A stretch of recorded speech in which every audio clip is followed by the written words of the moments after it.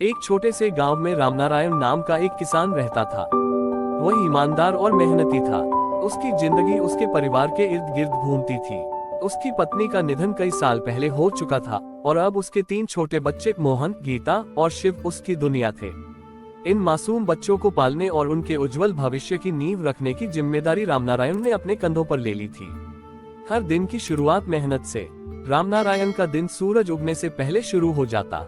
वह खेतों में मेहनत करता, लेकिन उसकी कमाई इतनी नहीं थी कि वह परिवार की सभी जरूरतें पूरी कर सके। इसके बावजूद वह कभी हार नहीं मानता। खेत में काम खत्म करके वह रात में अपने बच्चों को पढ़ाने बैठता। गीता को डॉक्टर बनने का सपना था और शिव को इंजीनियर बनने का। मोहन, सबसे बड़ा बेटा, अपने पिता की तरह किसान बनकर अपनी जड़ों से जुड़ा रहना चाहता था। रामनारायण ने उनके सपनों को अपनी प्रेरणा बना लिया। समस्याओं का सैलाब, लेकिन किस्मत ने रामनारायण की परीक्षा लेने की ठान ली। एक साल गांव में बारिश नहीं हुई और सूखा पड़ गया। फसलें बर्बाद हो गईं। उसकी जमा पूंजी खत्म हो गई। कर्ज देने वाले दरवाजे पर खड़े होकर पैसे वापस मांगने लगे। रामनारायण असहाय महसूस कर रहा था, लेकिन उसने अपने बच्चों के भविष्य को प्राथमिकता दी। गांव छोड़ने की मजबूरी। रामनारायण ने गांव से बाहर जाकर मजदूरी करने का फैसला किया। वह एक ईंट भट्ठे पर काम करने लगा। दिन भर धूप में मेहनत करने के बाद जब वह अपने बच्चों के लिए पैसे भेजता तो उसकी थकान गायब हो जाती। वह बच्चों को चिट्ठियां लिखता और उन्हें पढ़ाई पर ध्यान देने के लिए प्रेरित करता। बच्चों का संघर्ष और समर्थन। बच्चों ने भी अपने पिता के संघर्ष को समझा। मोहन ने घर की जिम्मेदारियां संभाल ली। गीता और शिव ने पढ़ाई में कोई कमी नहीं छोड़ी। वे अपने पिता के सपने को पूरा करने के लिए दिन रात मेहनत करने लगे। गीता ने स्कूल की पढ़ाई में हमेशा अव्वल स्थान प्राप्त किया। शिव भी विज्ञान और गणित में शानदार प्रदर्शन करता। गांव के शिक्षक रामनारायण के बच्चों की तारीफ करते नहीं थकते थे। सपनों की उड़ान। कुछ सालों बाद गीता को मेडिकल कॉलेज में प्रवेश मिल गया।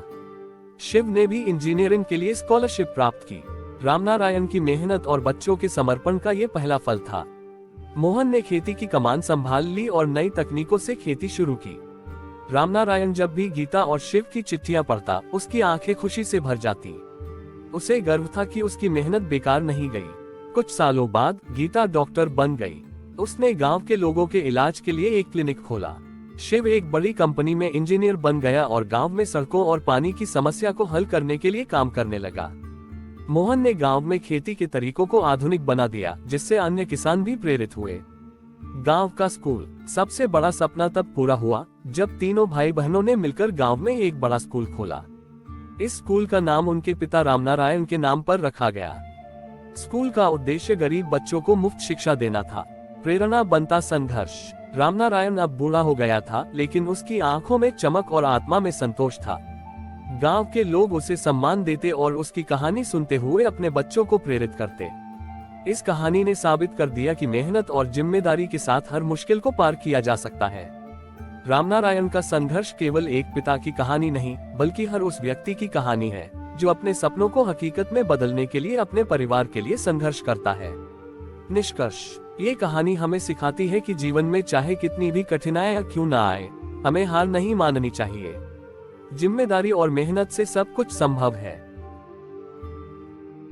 अगर आपको हमारी कहानियाँ पसंद आई हों, तो चैनल को जरूर सब्सक्राइब करें, क्योंकि AP2 टून्स लाता है हर हफ्ते नई और मजेदार कहानियाँ।